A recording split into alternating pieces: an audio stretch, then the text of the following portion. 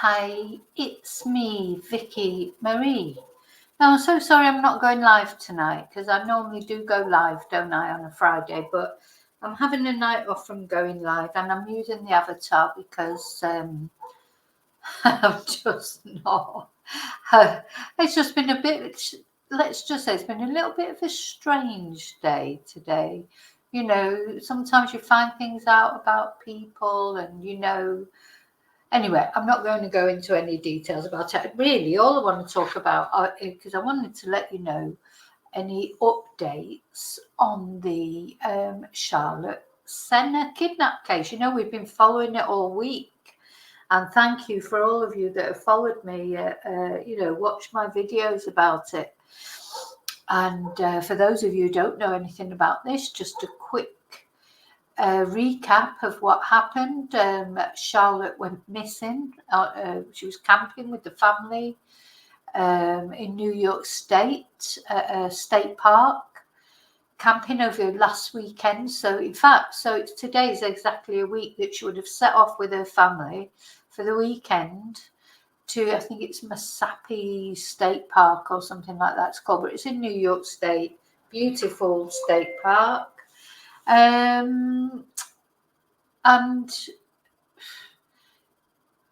the Friday, everything was okay, but on the Saturday evening, round about 6 o'clock, just before, she was cycling with her friends who are like cousins, so close, and they were cycling around the loops around the state park. And then she apparently asked if she could do one more loop on her own.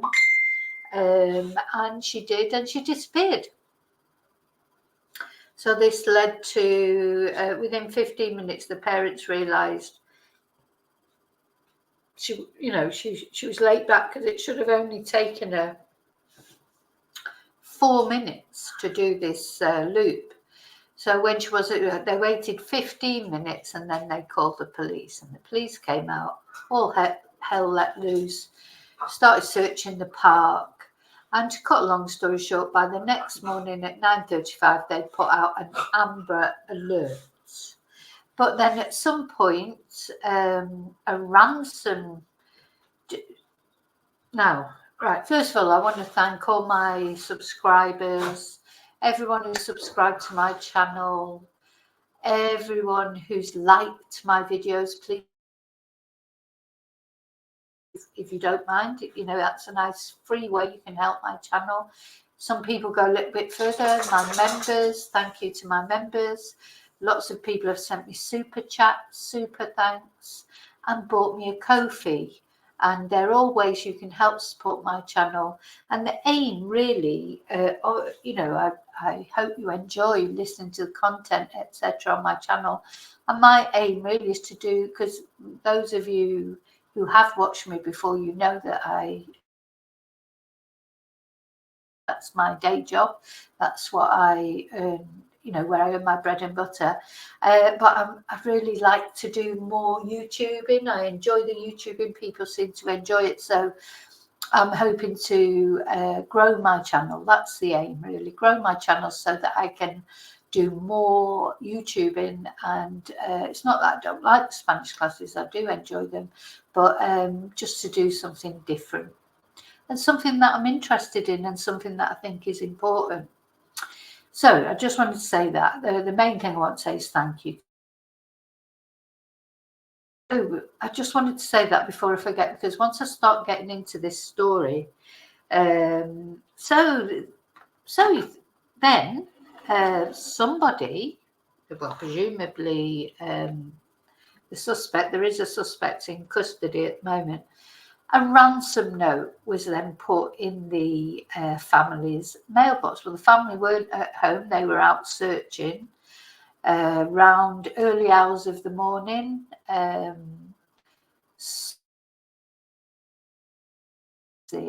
About, was there a policeman there at the time, because the home was being watched. Was there a policeman there at the time, but just didn't manage to, it all happened so quick, they didn't manage to apprehend the guy who put the ransom note in the post box. Had the police, some people said the policeman had been called away, so he wasn't there. or she wasn't there. You don't know if it's a man or a woman when they actually dropped off the note. And then other people say that it was actually neighbours who saw the person drop the note off. You know, not everything's been explained. It's one of those. And there's a lot of strange things about this case. So then from that ransom note, they traced a fingerprint from the ransom note, which belonged to a guy who has no previous offences for, sex or anything against children. No, he's no convictions, let's say. Of course, now all these stories are coming out. I'm stories that are coming out because there are a lot of things that have been said have been, poo-pooed already, a lot of rumours, that's what happens, isn't it? Because the police are being very tight-lipped because it's an active investigation. So anyway, they traced this guy's fingerprint. Off they went to the trailer where he lived, which is in the grounds of his mother's mobile home, where she lives in the sort of garden there at the back. He lives there, and they apprehended him. Apparently, they found the little girl, Charlotte, in a cabinet, they've described it as. So it's like a closet, which of course is like a wardrobe, isn't it? But the sheriff said, or the head of the police said, because it's like a trailer, it's like a mobile home, it was quite small. So it was more like a cabinet than a wardrobe or a closet. So, we don't know all the details. Anyway, she was apparently found safe and well. She was taken to the hospital. She was checked over. She had no obvious, they've not said that anyway, but then they haven't said she wasn't assaulted or what. We just don't know. We don't know the details. And she's now at home with her parents. And her parents have finally come out, made a statement, released a photo of themselves and their children, because they have two other daughters as well. Phew. So then it turns out that this guy, Craig Ross, he's 40, well, some say 46, some say 47. He's either 46 or 47. He's apparently got multiple sclerosis, MS. So there's we've not been told officially. Again, lots of rumours flying around, but we've not been told officially how he got Charlotte to his home, which is about 40 minutes away. On one of my previous videos, we did the journey, didn't we? Or JLR did the journey, and we followed him on the journey. It's quite a long way, and we were wondering what would be going through Charlotte's mind, what would be going through Craig Ross's mind. How did he ever think he would get away with it? Anyway, more details have come out now. Apparently, the ransom note was for $50,000. And there's some, again, speculation. Had Charlotte written the note? Had he made Charlotte write the note? So I wish the police would do a press conference, because unfortunately, until the police do a press conference and address all these issues, people are going to talk about them. They just are. There's no good telling people not to speculate, because everybody was worrying what happened to Charlotte. Now they know she's safe and well, so now they want to know what happened to her. Anyway, so we're going to look at some of the developments. So actually, the good old Daily had quite a few sort of stories or articles about it. Now, let's have a look. I'm going to share this.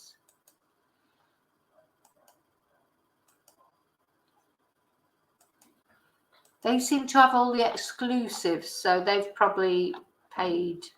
Now, one of the questions, a question that I raised as well, was why did he think that they would have any money? you know, to give him. They're an ordinary family, you know, they're not a rich family.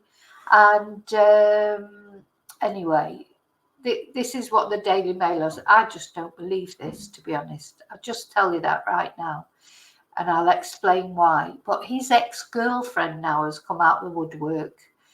She's quite a lot younger than him. I mean, she's not a child, but she's in her 30s and he's 47. This is him, Craig Ross, just after he'd been arrested. He sustained a couple of minor injuries because he resisted arrest. But anyway,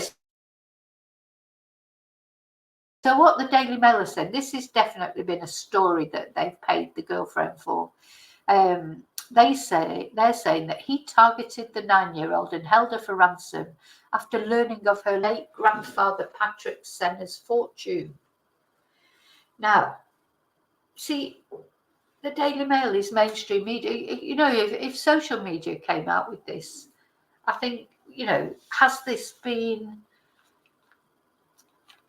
you know, verified by the authorities? This is his ex-girlfriend is selling her story to say, don't forget, this is a $2.2 million settlement that apparently the grandfather of Charlotte received in 1998, 25 years ago. Anyway, so a former girlfriend of Craig Ross told the dailymail.com she believes he kidnapped and held Charlotte Sena for ransom due to his mounting financial troubles. She revealed he was aware that the 9-year-old girl's late grandfather was awarded this settlement, falling behind on tax payments on another property and was forced to move back in with his mother. Now, earlier they were saying that he went to live with his mother because his mobility was getting worse and worse with the MS. So, suspected child snatcher Craig Ross kidnapped Charlotte Sena and held her for ransom in a sick bid to get hold of her late grandfather's fortune. So this is an ex-girlfriend exclusively claimed to the Daily Mail. In other words, they paid her for that story. Anyway, let's see. So yeah, Ross, who suffers from multiple sclerosis, was charged with first-degree kidnapping on Monday. He's scheduled to appear in Milton Town Court on November the 21st. That's quite a long time, isn't it? Anyway, so this Patrick Sena died in 2015, and he had been sledding with Charlotte's father David, who was only seven at the time, when they hit a bump and was sent flying. He suffered a broken pelvis and a spine fracture. So there's Charlotte. I mean, whatever happened, this would have been traumatic to her. This was her grandfather. This is the mobile home where they found Charlotte.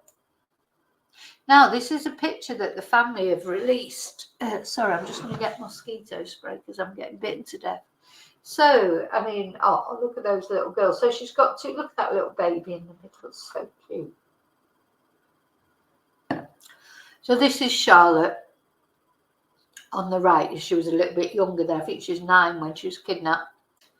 Looks maybe, I don't know, 5 there or something. The baby is so cute. This is the mother and father. And this was the newspaper report of when the town hall sort of settled. You know, they say, yeah, he will receive $1.8 million settlement. Oh, they settled for a little bit less and he'll receive it in 2 payments.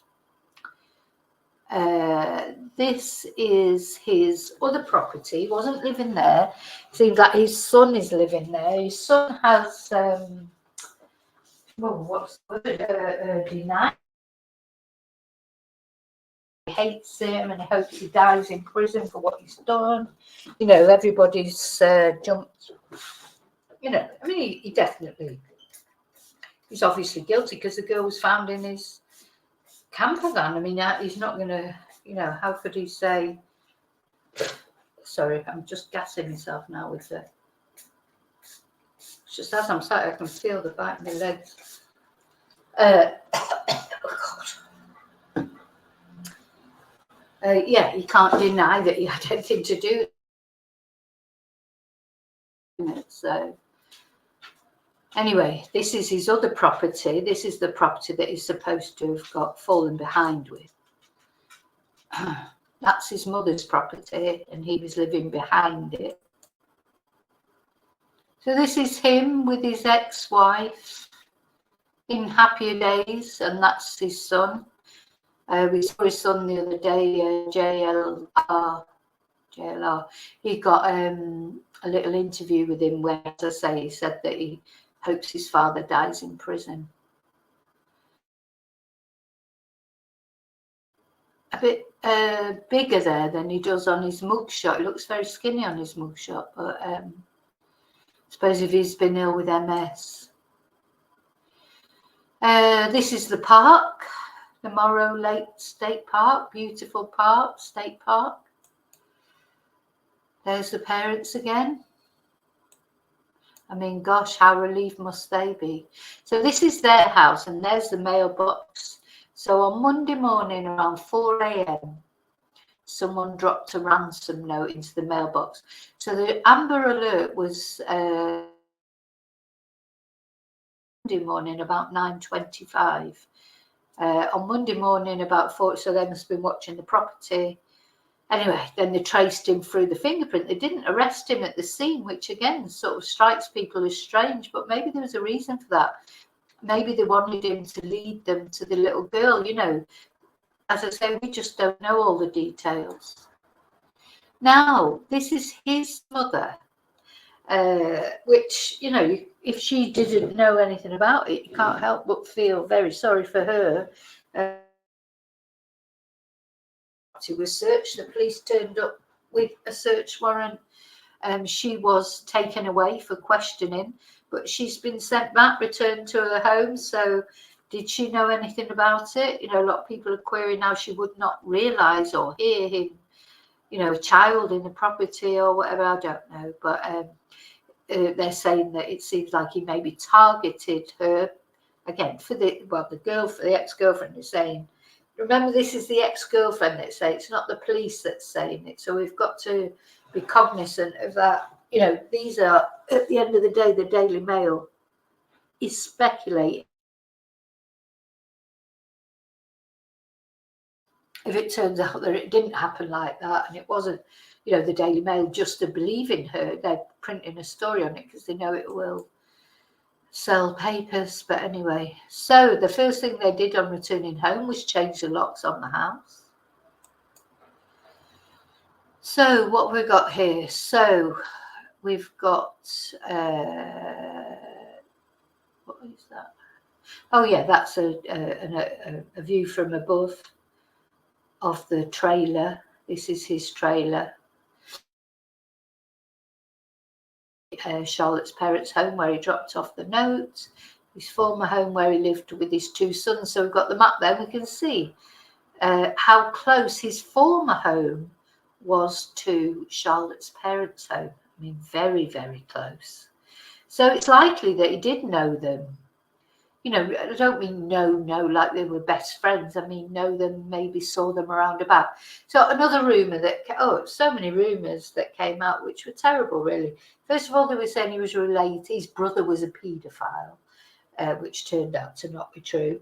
Then they were saying that he used to be a mailman, and that's turned out not to be true. You know, so you've got to be very careful. People just spread rumours, and you know they don't bother verifying them. Even mainstream media were reporting these rumours. Okay, let's just go. Ooh. Oh, sorry, I was looking at the wrong thing. Yeah, there he is again. Let's go back, just make sure I've shown you all the photos. Yeah. So it was actually her aunt that handled all the appeals and everything. And I did look at her TikTok and that she made, and we've looked at those in another video. I'm not going to go over those again, but that's a whole nother thing. Now, the other thing is, now what I don't really understand is, have they got money then? Did the grandfather leave them, you know, $1 million or whatever, or not?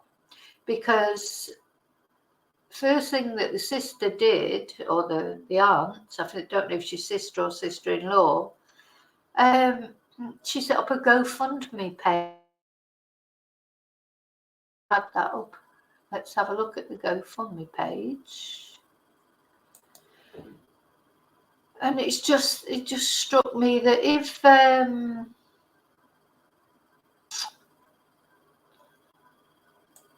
were, you know, they'd inherited all this money from the grandfather, why do they need a GoFundMe page? But anyway, they've raised so far $53,990, you know,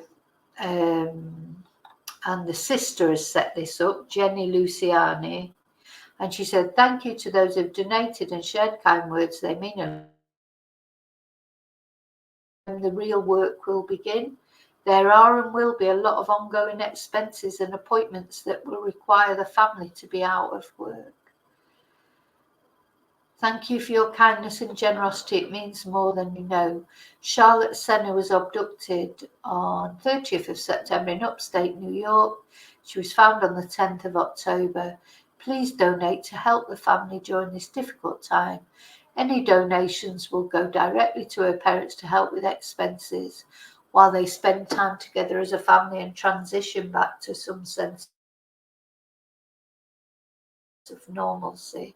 The funds raised will allow them to be together to heal and not worry about missed paychecks." And I think that is, yeah, fair enough. They'll want to be with their daughter. They won't want to be going to work. Of course, you know, unless they've got healthcare, etc. I would imagine Charlotte will have to go for counselling and things like that. I don't know if the state pays for that or if they have to pay for it. Maybe anyone who's out there who lives in America could tell me how that will work, because generally you have to pay for your own healthcare, don't you? But anyway, on behalf of me, Charlotte Sang, and our entire family, thank you.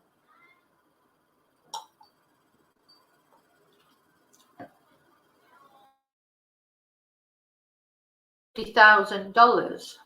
Oh no, $5,000. So they've done well. They've smashed the object. So it's good. You know, it's good. I mean, if this is, I don't know what I feel about this. So Jenny Luciani is the organizer, and the beneficiary is Tricia Sena, which will be the mother. You know, GoFundMe's, they seem so very popular, don't they, at the moment? It's, I don't know. I can't make my mind up what I think about it or don't think about it.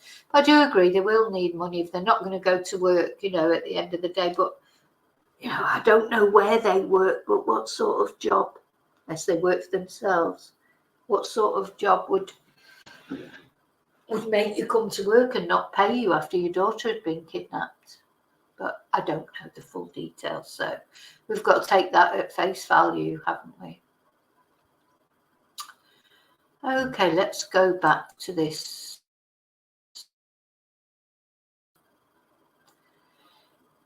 So yeah, so his ex-girlfriend is saying he was behind in tax payments, and that's why. So court filings obtained by the Daily Mail show that he was awarded $810,000 for past pain and suffering, $100,000. 100,000 is that? Or is it $1 million? I don't know. You know, I'm not very good with figures. For future pain and suffering, $180,000 for past derivative losses and $250,000 for future derivative losses. And so it was a sledging accident. So anyway, he was paid this money. Now, the other thing that the ex-girlfriend says is she was awarded Priest, and I don't know what her first name was was awarded a restraining order against him in 2017 after he grabbed her by the throat with both hands and threw her across a room. So, again, these are things that are coming out now. She said he was evil, even his own children. Say his son didn't have much nice things to say about him. And the woman blamed the police in Saratoga for allowing Ross to feel like he was invincible in the years running up to Charlotte's abduction. Now, there's also all talk, let's have a little look at him again. There's all talk now. There's two other young women, not girls like Charlotte, but young girls like 16, 17, went missing in the early 2000s. Remains were found and they were murdered. So people are wondering is he linked with that? So he would have been in his 20s then. And they disappeared very close by to where he lived from trailer parks. The other thing, one of his neighbours came out to say that he tried to kidnap her grandson. But see, I don't like that because she never went to the police at the time. But sorry, if someone had tried to kidnap my grandson, I would have been straight down the police station. And also, he was on a bike at the was he really going to kidnap a 2-year-old boy on a bicycle in the middle of the day to ride off down that road? I've seen that road now. We've seen it with JLR. He showed us the road. He's not going to get very far. It's as open as anything.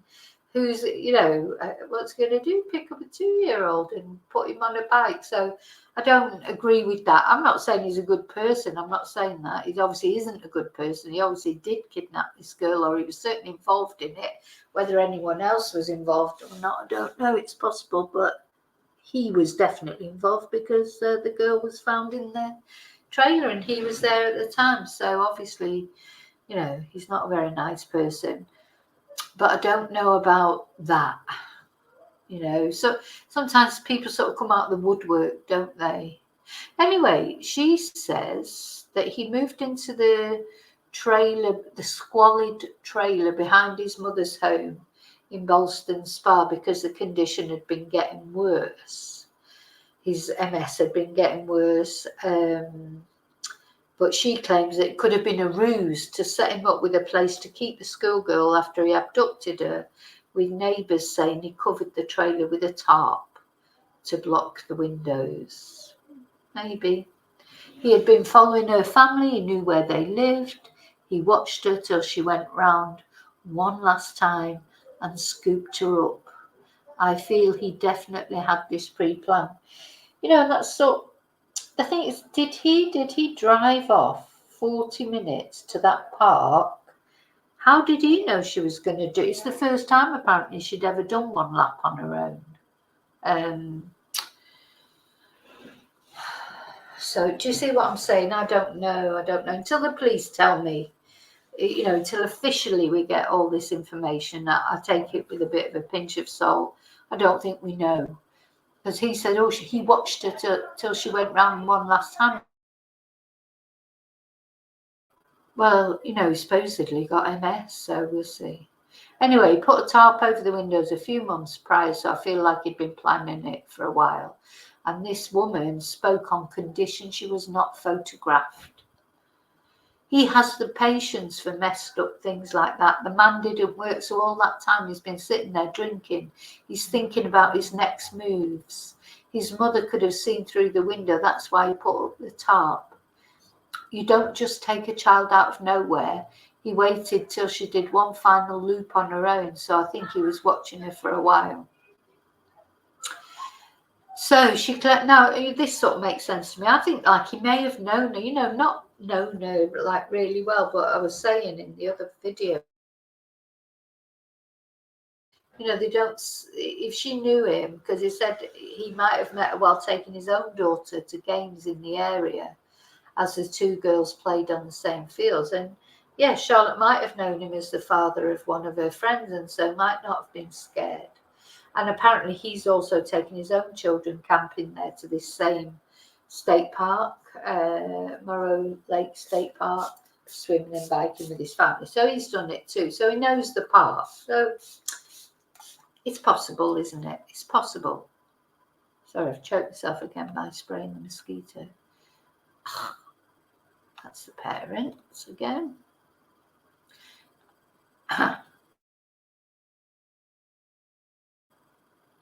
And I reckon she escaped his clutches by twisting and turning when she was attacked by him before he threw her glasses at her in a fit of rage. I'm not being funny, but threw her glasses at her.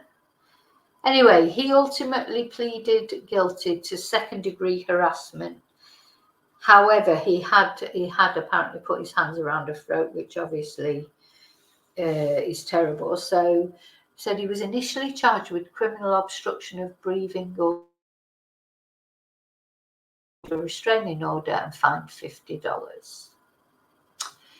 So his ex-girlfriend fears that Ross will commit suicide if he's not granted bail, and said police should have taken her stalking, harassment and abuse allegations more seriously. Well, that's entirely possible. He always terrorised me, and anyone he encounters where he feels that he's mentally stronger than them, he will terrorise them. He's very passive-aggressive. He'll get right in your face and he'll just stare at you and talk. He can whisper and it still gives you the goosebumps and you're terrified of him. Craig is the type of person who can get right close to a child and sound really evil in their ear and scare them so they're quiet, because he used to do that to his daughter when she was little. Well, he sounds like a right charmer, doesn't he? So she's saying he could have done that to Charlotte. He could have scared her so bad that she was absolutely quiet. Yeah. So she says, I don't understand why they're not bringing up his previous history. Well, they're probably not trying not to prejudice a trial. I mean, he's got to go to trial yet. Anything that the police say out of turn or release out of turn, that can result in the conviction being unsafe. They don't want that, do they? He tried shooting at me when I was at work. Okay, so now the other thing you've got to bear in mind, he has only been charged with Charlotte's abduction. So he's not been charged yet with extortion of money. He's not been charged, so please God that he didn't actually do any damage to her while she was there. I mean, obviously just the kidnapping of her alone is damage, but you know what I mean, no physical damage, either sexual or physical in the sense of violence. Seems like he didn't do anything. Well, he's not been charged with anything like that, and he would have been charged with it. He has only been charged with abduction, so not even, extortion of money yet. I do feel there's something. I don't know. I think that maybe somebody else was involved. Maybe had an accomplice. Anyway, she's now back home with her parents, so that's good. Let's see. Okay, so that's that article that I wanted to read out to you. Now, there's another one as well. Yeah, about these other two missing girls that were murdered nearby. Now, I have to tell you that the police have come out and said there is currently no information implicating him in the two murders. But he said, I can tell you that one of the investigative steps that we will take will be any association he has with any major case in the area. So, of course, they are looking into it. They'll be looking into everything. But he says at this time we have no information to indicate he's involved in any of those two cases. The thing is, you can't just blame him for everything because you need the evidence all the same.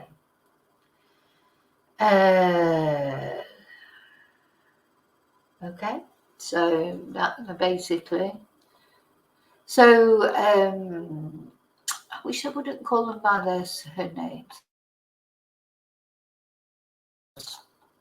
Now, they're older. Christina White was 19 and Jennifer Hammond, Jennifer Hammond is on the left. She was 18 and Christina White was 19. They both look younger than that. Maybe they were younger on these photos. Maybe they were, these are photos of when they were younger. They do look very young. Let's have a look at Jennifer. Bless. So unfortunately, these two young girls, they are no longer with us. Bless. Charlotte, fortunately, is safe and home with her family. Oh, that was another sort of strange thing. When they found Charlotte in the trailer van, she was wearing different clothes than the clothes she'd been abducted with. So he had some clothes there. Now, whether they were clothes he'd bought, I mean, she was only there 2 days. So, clothes, there's no reason to change someone's clothes after 2 days. She wasn't sort of going to stay with like family who'd care what she looked like or what she wore. She wasn't going out for dinner. She was just in a mobile home, hidden away in a cabinet. So why change your clothes? And where did you get those clothes from? That's something I thought was strange. But she was found in different clothes than what she'd been reported as missing in. So that's another relevant thing. Okay, so let's have a look at just quickly at these two. I have looked at these two girls in another video that I did.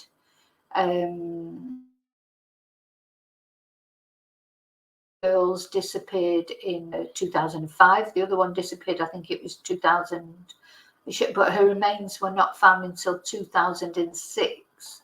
So this is Christina White. And she left the Saratoga Village mobile home park on foot at 10 p.m. on June the 30th and was seen walking along the Geyser Road. Well, God, that would have been dark then. I'll tell you, that's really isolated. We saw that with JLR's, the thought of walking along there at night. Did she try and hitchhike? Was it him who came along? I mean, it may not have been him. This is they're connecting him because of the circumstances, but we have no evidence that it was anything to do with him, and even the police just said it. So that was the last time she was seen. A hunter found her remains in the forest in 2006. So was she hitchhiking? Anyway, apparently she was stabbed multiple times in the chest and abdomen. Bless her. Rest in peace. And then the other girl, I can't call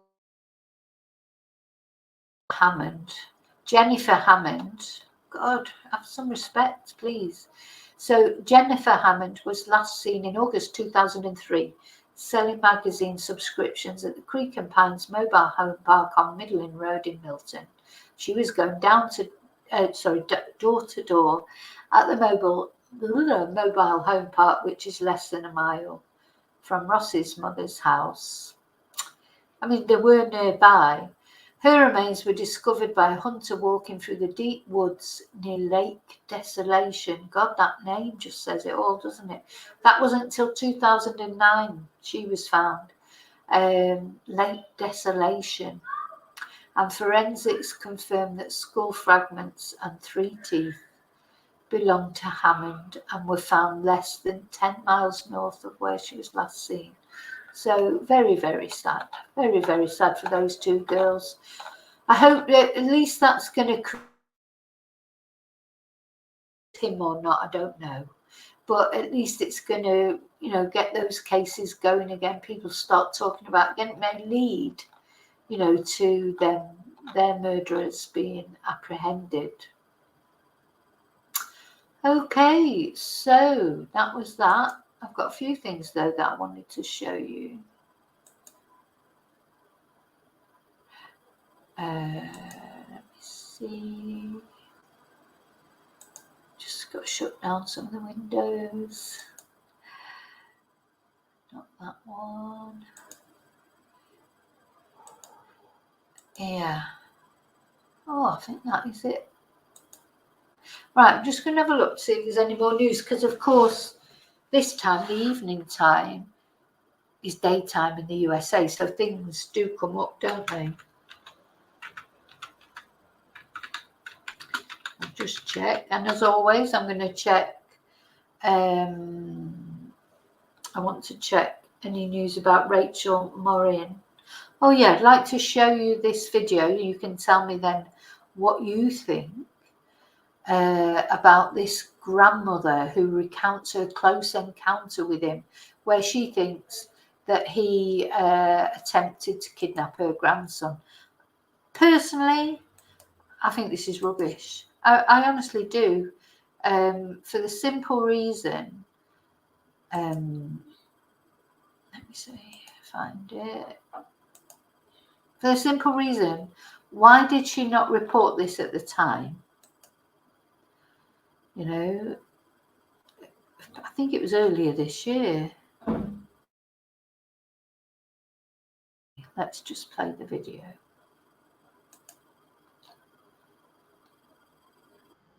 Now to new allegations about the suspect in the abduction of 9-year-old Charlotte Sena, who was rescued in upstate New York. Sorry, I just One family details to us a suspicious encounter they had with him. This morning, as the investigation intensifies into the kidnapping of 9-year-old Charlotte Sena, troubling new accusations about the man now charged with her abduction. I see my grandson, and there's at a this man point standing with his back to behind him. me. Yeah, why is she just talking about this now? You know, because the thing is, if it's true, and if she would have gone to the police then, it might have avoided poor Charlotte being kidnapped. Right over him. Carol Brown lives down the street from alleged kidnapper Craig Ross Jr. and tells us he had a suspicious encounter with her 9-year-old grandson this summer. He said, hey, I was... Well, the thing I saw the other day, they said he was 2, so he was 9. Okay. just asking him if he could come help me. I got a weed whacker. And Brown says when she offered to get her husband to help, Ross took off. She didn't know who he was until this So week. basically what she's saying is that this man asked her 9-year-old son to help him with a weed whacker. And when she saw he was standing over him, then she said, do you want me to get my husband to help? And then he took off. But what they failed to mention here is he got on his bike and cycled off. I mean, would he really? You know, I'm just trying to be realistic here. I'm not trying to excuse him. Maybe he was trying to kidnap that boy. But it seems even stranger to me now that, because I thought he was only 2, the boy, but now they're saying he was 9. So how was he going to get a 9-year-old boy to sit on his bike? And look, this is like the road. It's a bit like this type of road. You know, it's very open and everything in the middle of the day. Officers who were interviewing neighbors arrived at her house and heard about her grandson. They showed her pictures of suspects, and she says she recognized Ross immediately. I literally almost got sick to my stomach, fell off my chair almost. Charlotte, kidnapped at Moreau Lake State Park on Saturday, found in Ross's camper on his mother's property Monday.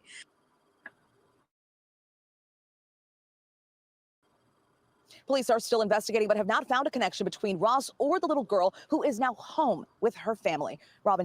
Thank you, Stephanie. We know you've been on. So saying they've not found a connection between, there must be some connection in the sense of, I don't mean a connection that the family were involved in it. I mean a connection that, you know, he hasn't just turned up at that park on the off chance that he might find a child. Surely. And how did he, unless he was just there looking for any child? And maybe when he realized which child he had, and then he thought, oh, you know, maybe a family have got money from this grandfather. I don't know. Just doesn't make sense to me. And, you know, some, like they were saying, oh, maybe he's not very forensically aware and that, but, you know, even if you just watch Columbo, you know that fingerprints, you don't leave your fingerprint. It's not a question of him not being forensically aware. He'd have to be, you know, pretty much like thick, really, to not know that you could leave a fingerprint on something. Just seems odd to me. Just seems so odd. And maybe he was, maybe he wasn't very intelligent. Maybe he's not very intelligent. Surely, I could see, like, you don't have to be forensically aware enough to understand, you know, that the police can get things from the cloud, or, you know, all the very technical things they can do. Even DNA, you know, maybe you could be not quite sure what DNA they could get or couldn't get, or what you could prevent. But everyone, surely everyone knows about fingerprints. Or maybe they don't, because interestingly enough, I was watching one ex-FBI agent speaking, and she was saying that when she was at Quantico training to be an FBI agent, which just sounds dead exciting, doesn't it? But, you know, because I always think of the Silence of the Lambs, you know, Clarice Starling at Quantico, that's where she was training. But she said that nowadays fingerprinting is the last thing you learn about, because it is like an old skill, if you like, you know, because it's not needed so often. You know, years ago, that'd be the first thing that they would do, isn't it? They'd go onto a crime scene, take fingerprints if there were any. That was the big thing. Of course, now it's DNA is the big thing. So, but they still, you know, take fingerprints and that, but they're more of a secondary thing rather than like the most important thing. So maybe he didn't know, and he's, how old was he? 47. Oh, he's got to know about fingerprints. Got to know about fingerprints. So I think that was it. All the strange, you know, to me, there's a lot of strange things about this case. Let me know what you think. There wasn't any developments there. Let me just check that there's not any developments in the Rachel Marin case, because this is the other one that we want solving, don't we? Nope. Just what the questioning somebody in Washington DC. The reward has risen to 30,000, but up to now, nobody's been arrested. So okay, so that's it. So I'll see you very soon in the next video. Remember to always live and love very carefully. Be interesting to see what develops in this case, won't it? And I'll see you very soon in the next video. And until then, may your God go with you. Bye.